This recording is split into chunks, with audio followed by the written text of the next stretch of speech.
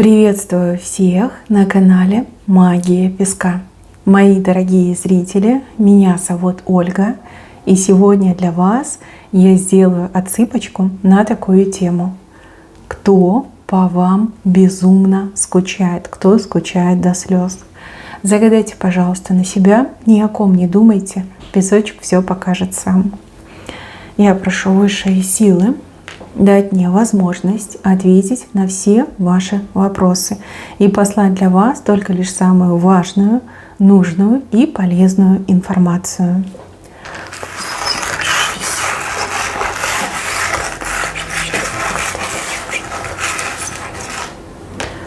О, звезда вышла. Красиво. Ну, тут явно по вам скучает тот, для кого вы самая прекрасная, самая незабываемая путеводная звезда. Либо звезда пленительного счастья. А возможно, человек вас называет звездочкой. Звезда, звездочка, вот как-то так к вам обращается. Вы с этим человеком не вместе, не рядом. И вас разделяет нечто очень серьезное, я бы даже сказала, глобальное. Ну, у кого-то это дистанция в 1000 километров. У кого-то очень серьезная ссора, у кого-то невозможность быть вместе рядом. Опять же, да, человек может быть и рядом, но не свободен, либо вы не свободны, да, и эта дистанция, ее никак не сократишь. Вот. То же самое может быть, что вы живете в одном городе, в одной стране, а мужчина, например, в другой стране, в другом городе. У кого-то знакомство в интернете, у кого-то отношения, которые, допустим, прервались, либо закончились, либо, опять же, ссора могла произойти. Этого человека вы хорошо знаете, ну, либо думаете, что хорошо знаете. Вы об этом человеке очень часто думаете, часто вспоминаете, особенно вот в вечернее время, ночное время. Может быть, он вам снится очень часто, потому что между вами очень сильная эмпатическая связь. Между вами любовная привязка, я вижу. Что он к вам привязан, что вы к нему привязаны. Вот действительно вы можете друг друга ощущать во времени и в пространстве. Я вижу, что ваше сердце тоже ёкает на этого мужчину, либо к этому мужчине тянется. Даже если вы поссорились, все равно вам его очень сильно не хватает. Даже если вам нельзя быть вместе, вы все равно чувствуете, что он вам нужен и не можете его забыть. Просто вот чисто физически не можете. Старались, работали над собой, но не получается, да, не получается. Вот, он не пытался вас забыть, я сразу хочу сказать, ни разу такая мысль в голову ему не пришла. И этот мужчина, он верит, он свято верит в то, что если есть любовь, значит и возможность быть вместе тоже найдется. Еще раз говорю, вы разные, отсыпка общая. Вот верит, он просто уверен, готов поклясться в этом. Знаете, вот к этой ситуации, что вы не вместе, да, что вы на расстоянии, он относится достаточно, по-серьезному, но и философски. Он считает, что это какие-то серьезные испытания, которые нужно пройти, и будет счастье, и будет радость, да, вот как победить козни судьбы, победить там козни людей, еще кого-то козни. Вот он так к этому относится. А может быть, это его утешение, да, поскольку он в это верит, либо покуда он в это верит, он может жить, он может себя мотивировать, каждый день просыпаться, вставать, что-то делать. То есть можно сказать, что этот мужчина, он живет надеждой. И если эту надежду у него отобрать, то он просто вот рухнет и больше не поднимется. Вы же девушка более прагматичная, более серьезная в этом плане. Казалось бы, да, вы девушка, но у вас как бы меньше романтики, да, вот этих розовых облачков. Вы достаточно конструктивно рассматриваете ту ситуацию, которая у вас сложилась. И вам вот как девушке, да, умудренной опытом, кажется, что этот мужчина, он либо вас не дождется, либо он проявит свою слабость, как большинство мужчин.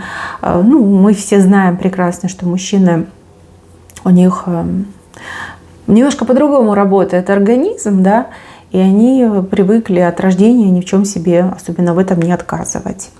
Немножко по-другому воспринимают интимную жизнь. Вот. И вы либо думаете, что он кого-то себе нашел, либо вы считаете, что этим и закончится, да, что вот он устанет ждать, и он кого-то найдет. Вы не верите в мужскую верность, даже если этот мужчина вам обещал. Да, вы в это не верите. Ну, и я спешу вас разубедить. Да, здесь показали очень верного мужчину. И вот здесь мужчина, который думает правильным местом. Да, он думает головой и думает сердцем. То есть он способен контролировать свои физиологические проявления. Он может их сдерживать, и у него какой-то особый взгляд на близость. То есть он в близости не ищет там этого животного удовлетворения, он ищет большее, он ищет душу, он ищет вот это соприкосновение душ, понимаете, вот это ищет. То есть только так он получает удовольствие, но никак по-другому. Вот. Еще могу про этого мужчину сказать, что он, так как вас, никого никогда не любил. И ну вот ради вас он готов, я не знаю, правую руку отдать, там, бессмертной душой пожертвовать. Вот лишь бы быть с вами, лишь бы хоть какое-то время, да, провести с вами. Также показано, что у мужчины именно сейчас очень тяжелое положение дел. Да, вот жизнь очень тяжелая у него. Очень много каких-то проблем, больших и мелких. Очень много с людьми вот каких-то вот невыясненных вопросов, либо даже какая-то вражда может быть. Вот он как будто бы один против всех, понимаете?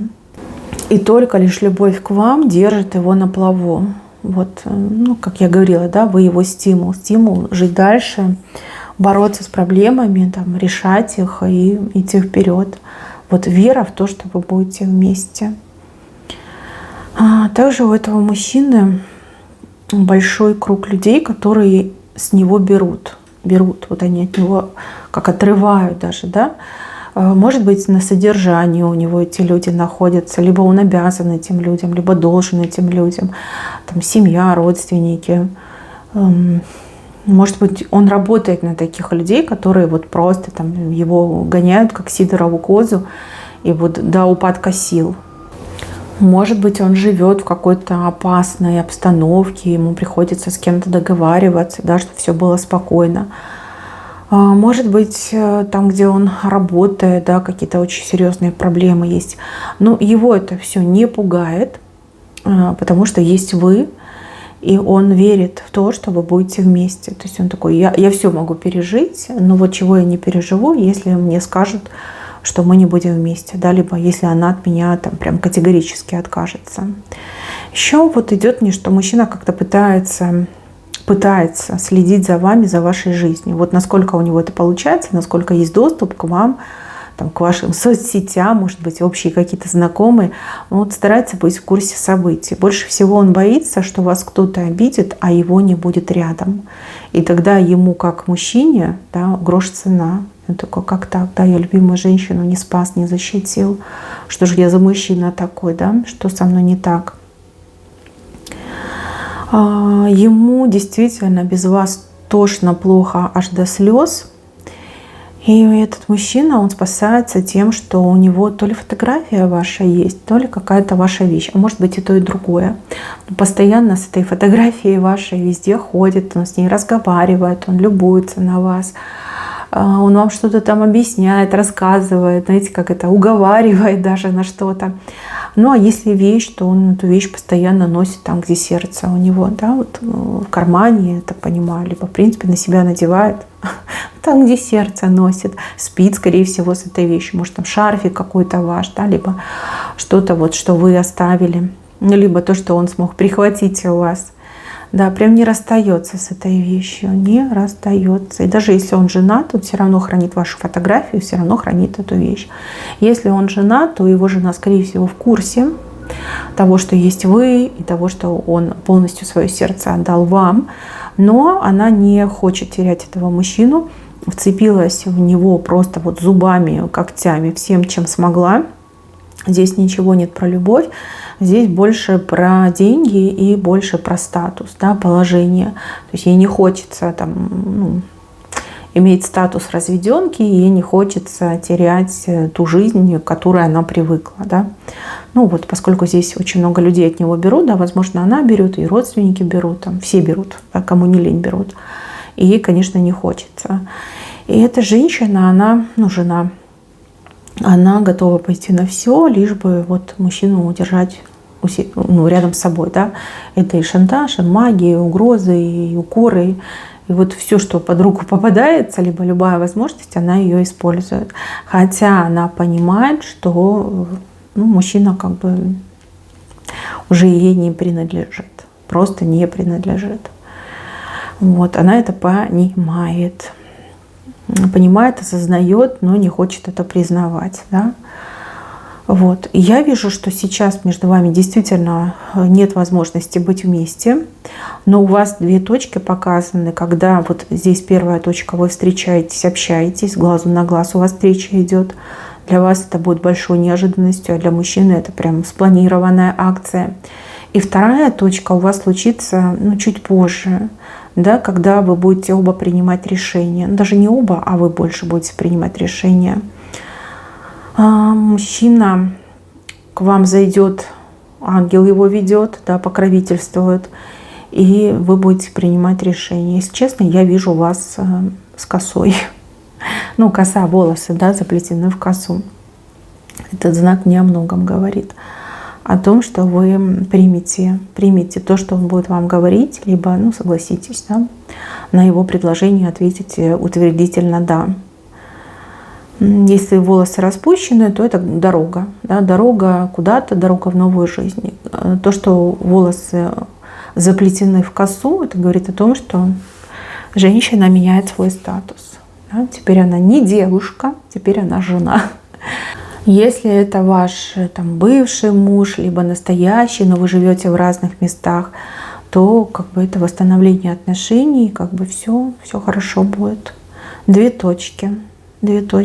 Смотрите, вот тут встреча, мужчина, я не знаю, он пойдет на какие-то крайние меры для того, чтобы эта встреча между вами состоялась. Вот тут, где встреча, у вас очень долгий и длинный разговор, обстоятельный разговор, буквально обо всем поговорите. Вот все будет проговорено, каждая деталь будет учтена, прям все, что беспокоило, о чем не думали, о чем думали, представляли, не представляли, вот про все проговорите. И мужчина будет давать вам ответы. Вы, скорее всего, ему много вопросов будете задавать, а что дальше, что ты будешь делать, как ты видишь, а что предпримешь, да? А он вам будет давать ответы. Еще у меня какие-то гарантии идут. Я не знаю, что это за гарантии. Может быть, он на вас что-то отпишет, перепишет. Какие-то гарантии он вам даст, девочки. Гарантии, которые вот прям четко, что я буду соблюдать все то, что я пообещал. А потом уже будет предложение, и у вас коса. То есть вы меняете статус. Либо вы возобновляете свой статус. Да? Замужняя девушка, замужняя женщина. И между вами, видите, вот дух летает.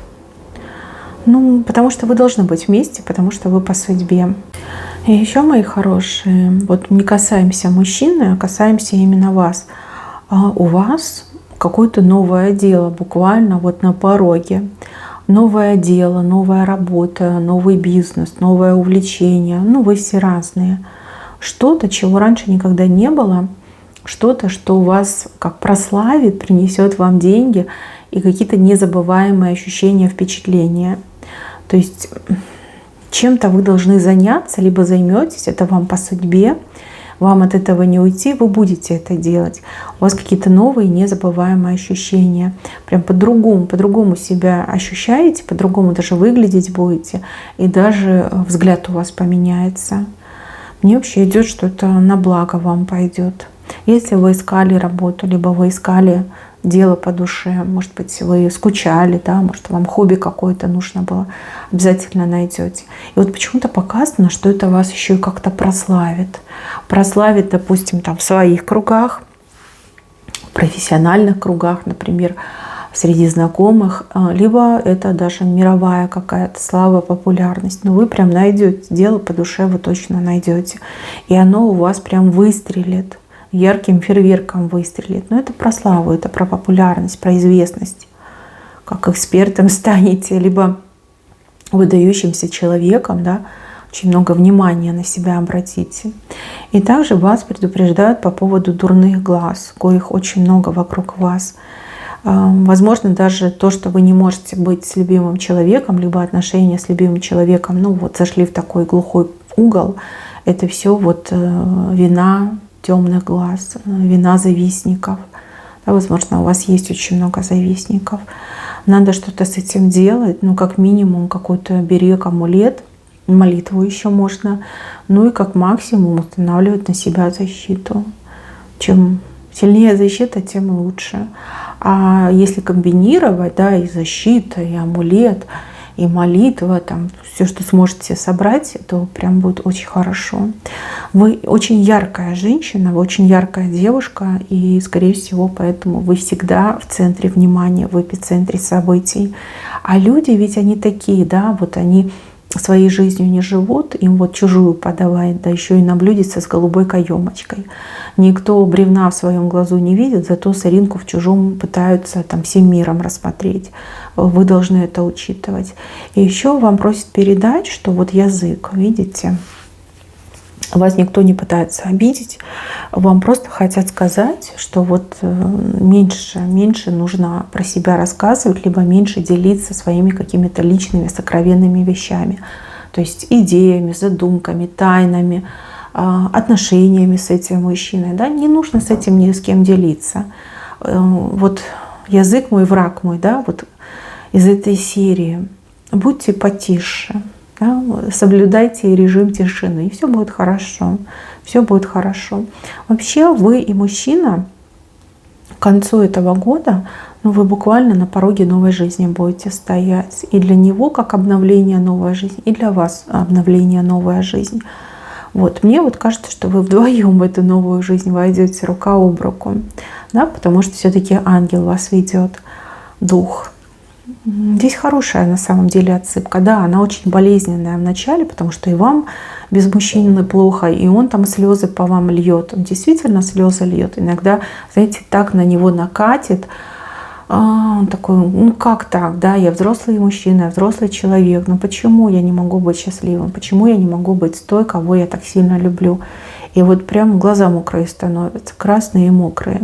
Хоть он очень стесняется своих слез, но, девочки, он из-за вас плачет. Прям плачет. Может, не каждый день, а может и каждый день. Опять же, это разные мужчины. Но вот если вы скажете, что мой не плачет, вот как раз-таки это про вашего. Вот очень брутальный мужчина, такой весь из себя, серьезный.